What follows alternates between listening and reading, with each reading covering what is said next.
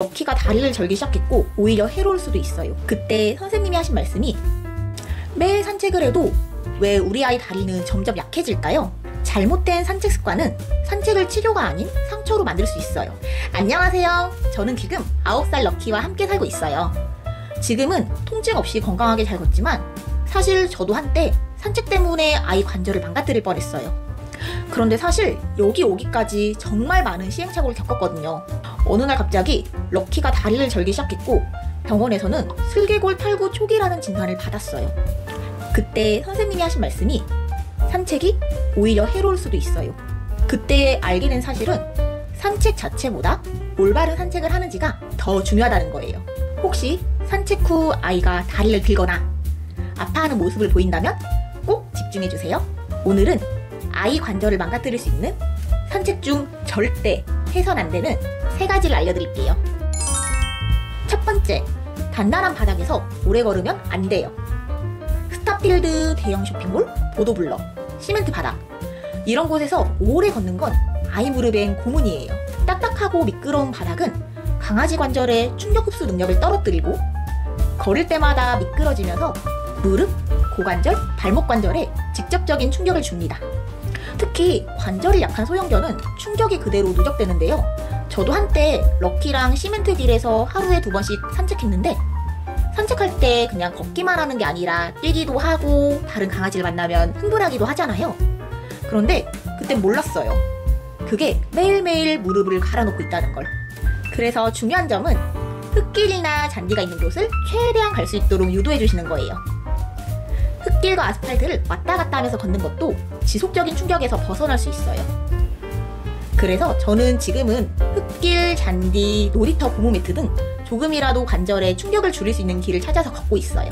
생각해보면 이 작은 차이가 결국 20년 동안의 우리 아이 다리를 지켜주더라고요. 두 번째, 산책 중 혼내면 안 된다는 거예요. 산책 중에 갑자기 짖거나 돌발 행동을 한다고 큰 소리로 혼내는 보호자들 생각보다 많죠? 하지만 아이는 지금 그 상황에서 무엇이 잘못되었는지 알지 못합니다. 왜냐하면 호기심과 흥분이 가득 차 있기 때문이에요.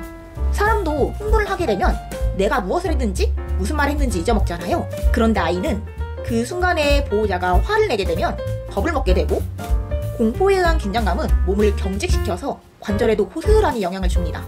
그런데 산책은 아이에게 공포나 긴장이 아닌 안정과 신뢰의 시간이어야 해요. 그래서 산책 중에 휴대폰을 보지 말라고 하는 거예요. 산책 중에 내 아이가 쉽게 흥분하는 포인트를 사전에 막기 위해서는 주변을 요리조리 잘 살펴야 하는데 저희 아이는 강아지를 보면 흥분해서 뛰어가거나 짖거나 합니다. 그래서 저는 멀리 보면서 미리 사전에 준비를 해둬요. 예를 들어 멀리서 다른 강아지 친구가 보이면 줄 우선 짧게 잡고 달려가려고 하거나 짖는 것을 방지하기 위해 내 아이가 향하려고 하는 곳을 발로 막아섭니다.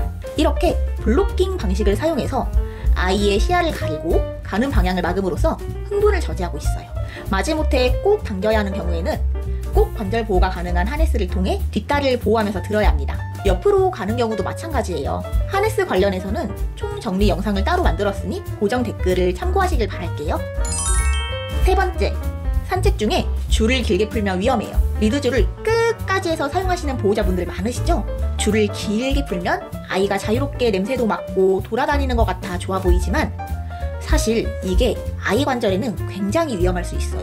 왜냐하면 줄이 길게 풀려있는 상태에서 아이가 갑자기 뛰거나 방향을 확 바꾸게 되면 리드줄이 퍽 하고 멈추면서 몸이 그대로 꺾이는 순간적인 충격이 발생합니다. 특히 달리다가 갑자기 목이 튕기거나 몸통이 뒤틀리는 장면 다들 한 번쯤은 보신 적이 있을 거예요.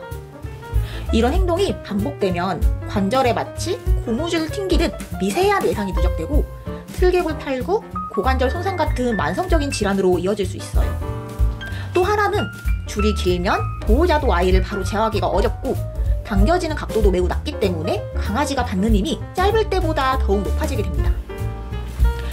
그래서 저는 지금은 리드줄을 1.5에서 2m 내외로 유지하고 아이의 걸음 속도와 방향을 옆이나 뒤에서 함께 조율하면서 같이 걷고 있어요.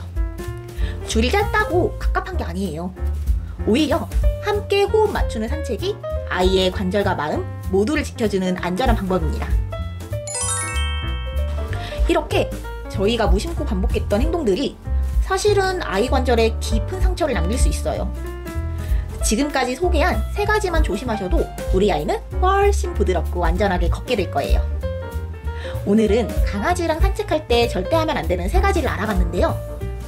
산책할 때 꼭 해야 하는 3가지 습관도 보면 우리 아이 관절 건강에 곱하기가 되니까 꼭 참고해주세요. 우리 아이가 걷는 게 보통이 아닌 행복이 되도록 우리 같이 함께 바꿔나가요.